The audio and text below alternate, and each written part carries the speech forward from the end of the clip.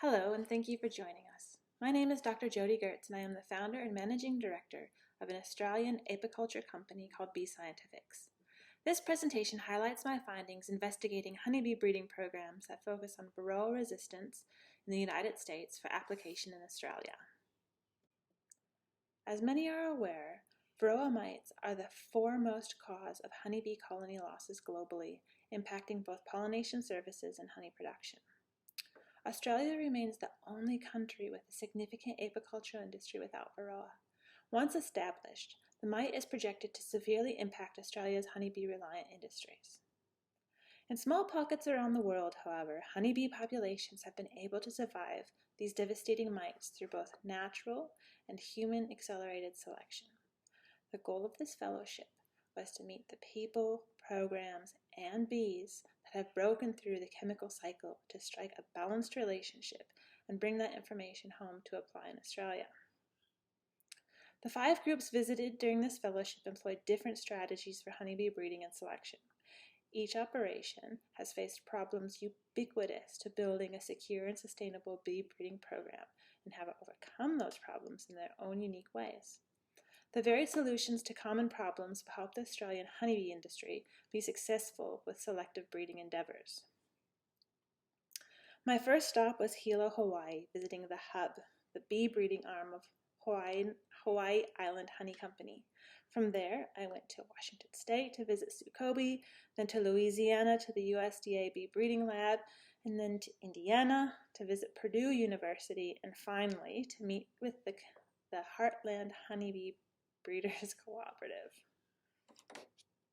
The Hub is a groundbreaking project linking not-for-profits, a government research agency, and private enterprise together for a common goal: developing and breeding commercially viable varroa-resistant bees. Now, 6 years in, this project is making measurable and exciting progress. Varroa mites became established on the Big Island of Hawaii in 2007 to 2008, as did the small hive beetle. These 2 exotic pests work in concert to devastate the Big Island's managed and feral honeybee populations. What I learned from visiting the Hub began to cement ideas about key components to develop and maintain a varroa-focused commercial breeding program in Australia. These are infrastructure, a strategic breeding plan, building and maintaining capacity, and how all of it gets funded. At the Hub, the infrastructure was contributed by David Thomas, owner of the Hawaii Island Honey Company. The breeding program consists of around 700 colonies, and queen lines are maintained through artificial insemination, with the drone stock being sourced from open-mated, non-treated colonies with low mite levels. The solution for having a strategic breeding plan was solved through teaming up with Arista Bee Foundation and aligning with the USDA Bee Breeding Program.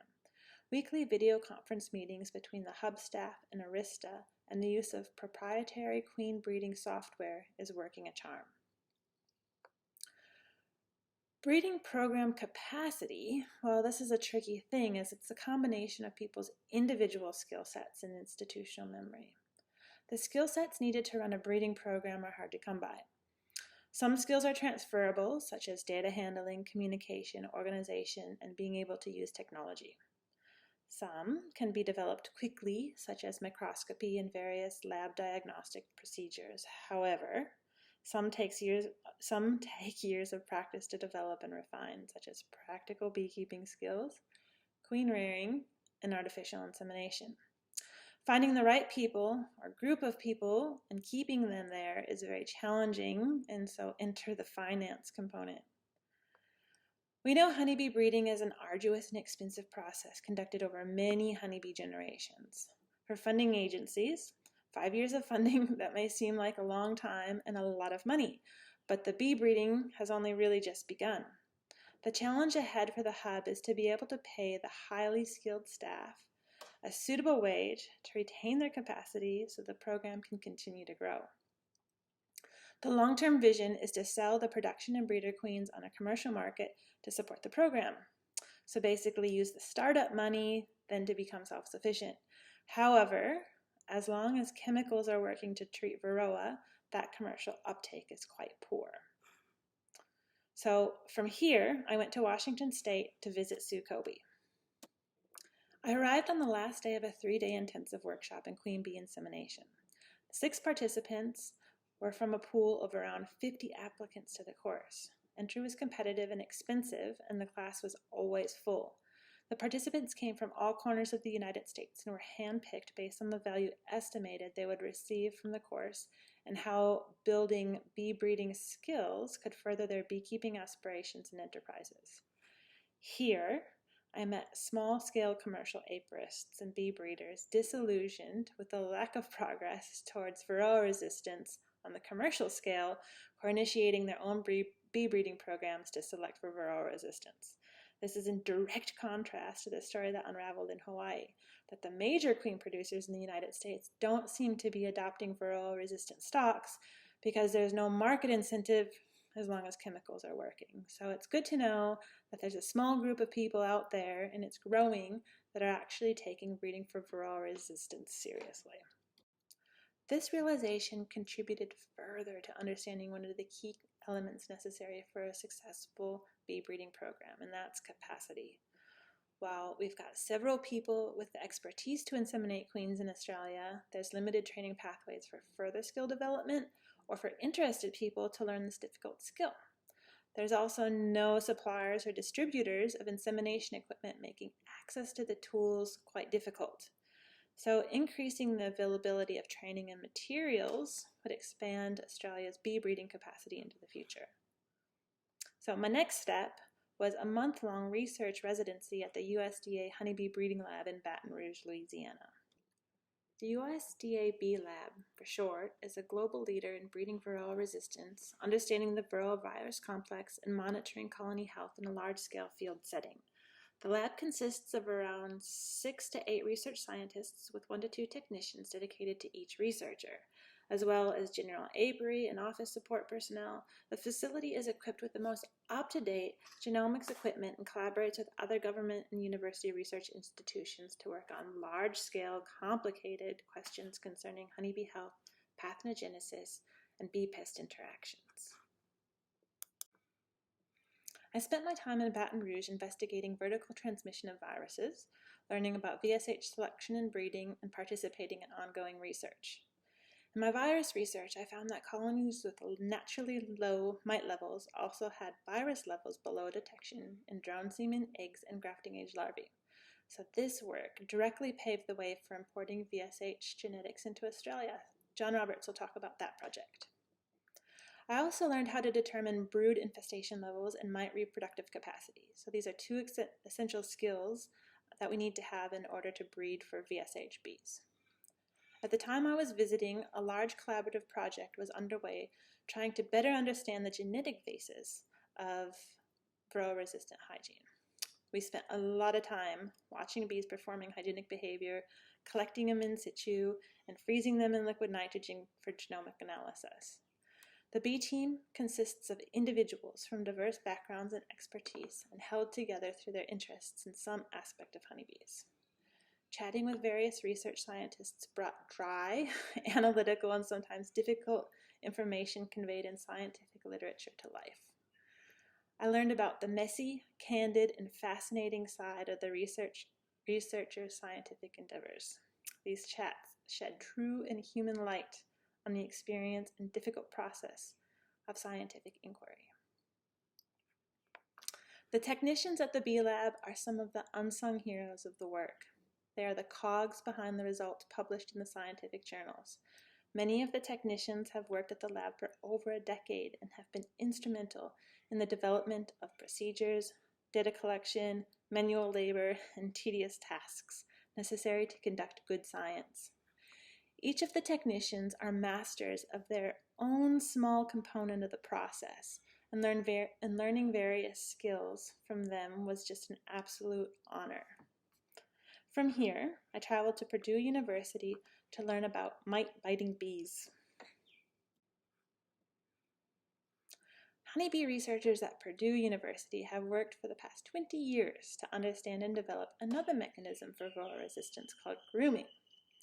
Colonies that are excellent groomers are aggressive towards ferritic mites, biting their legs and feet off.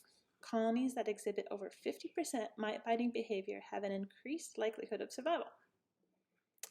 The development of the Indiana mite-biter bees commenced in 1997. The source population was derived from commercial queen stock of VSH and a Russian queen and other survivor stock queens from the area. Each year, the breeding population consisted of about 100 colonies. The goal for the first 10 years was to purely select for survival, and in 2007, they started to focus on mite-biting behavior, and these selection assays continued to develop from 2007 to 2014. In 2014, a beekeeper stock evaluation program was initiated through a blind study where beekeepers were provided a queen from the Purdue breeding stock and a commercially sourced queen.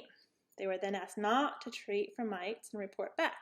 And it turns out that the Indiana bees survived longer, they made more honey, had fewer mites, and they were a bit more aggressive than the commercially sourced queens. So Crispin Given, the main bee lab technician, is an invaluable member to the breeding team.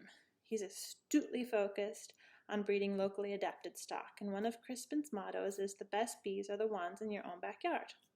His work has supported the formation of micro-breeder cooperatives and suggests that to develop locally adapted stock, building a history of at least 5 years with 100 colonies in the same area, it's a good place to start.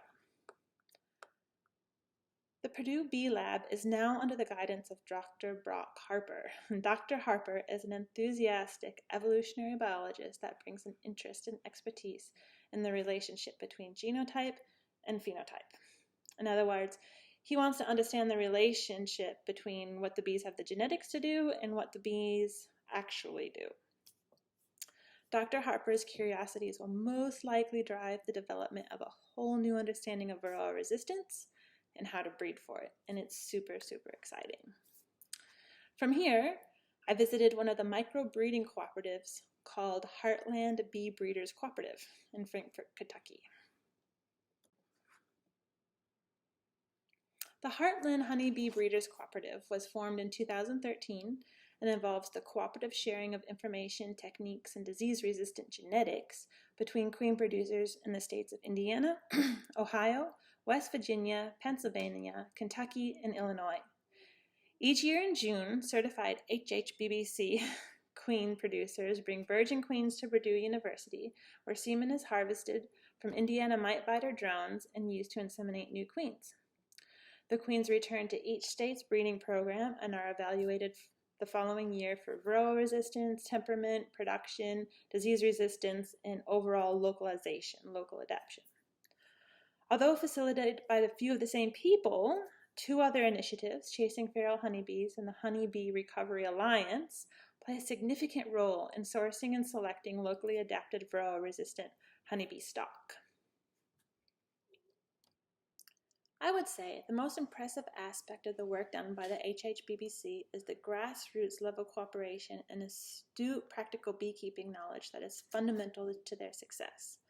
They've solved some of the key problems for a successful breeding program just by decentralizing and developing some organizational memory in the way of teaching videos and recorded presentations. However, much of the work is done just out of a labor of love, with individuals contributing significant amounts of time and money and energy to the project without direct financial compensation. The work done by the HHBBC is wholly applicable to the Australian beekeeping industry. So recognizing and maintaining feral wild populations of honeybees in Australia is essential to provide genetic diversity necessary to build a successful post-varroa population of honeybees. And one caveat here is that many of our feral bees currently don't tolerate commercial beekeeping practices, so they don't have the temperament to be able to do this. But with this in mind, apirists in Australia could consider working toward developing locally adapted stocks that are also managed, or at minimum selected, for beekeeper-friendly traits. So here are 3 diagrams that you can't see quite well, but they're presented in my final report that detail key aspects of breeding programs and some thoughts on how we could go about developing a breeding network with decentralized cooperatives here in Australia. So please read the report for a more detailed understanding. But basically, 3 main recommendations have resulted from this fellowship. The first 2 are for beekeepers to lay the foundation for successfully navigating a post-varroa reality, and the third is directed towards government and university sectors. So beekeepers, 1, establish decentralized honeybee breeding networks and promote technology, capacity, and genetic transfer. So important. Number 2, so prepare for living with varroa through continued selection and development of the stock that we already have, but think about establishing and maintaining set-aside apiaries. So these would be designated as non-treatment zone, treatment-free zones, so when varroa comes, we can start building survivor stock. And 3, please, government and university sectors, establish a center for pollination resiliency, housed at an Australian university. We need to address the scientific questions facing the beekeeping and pollination industries today and build the capacity in our researchers and our scientists for questions of tomorrow. During my travels, I met some wonderful people and gained some important skills. Most importantly, though, this fellowship bestowed hope and inspiration. The commonly accepted view is that varroa devastates bees and there's nothing that can be done. This is simply untrue. The programs I visited are living proof that, given a chance, the host-pathogen relationship between the European bee and the varroa mite, it will come into balance. The real finesse and the real challenge lies not in breeding bees that can simply survive varroa, but in maintaining commercially viable honeybee populations suited to beekeeping that can naturally keep mite populations at manageable levels. It's possible, and the Australian honeybee and pollination-reliant industries are in prime position to learn from these successful programs. So a huge thank you to the people and organizations that made this experience possible. And this report and experience is dedicated to my father, Wayne Gertz, who passed away just after I got back home to Australia after completing this fellowship. So he's my first beekeeping mentor and one of my best friends, and I'm forever grateful for this experience to spend time with him. So thank you, and enjoy the rest of your day.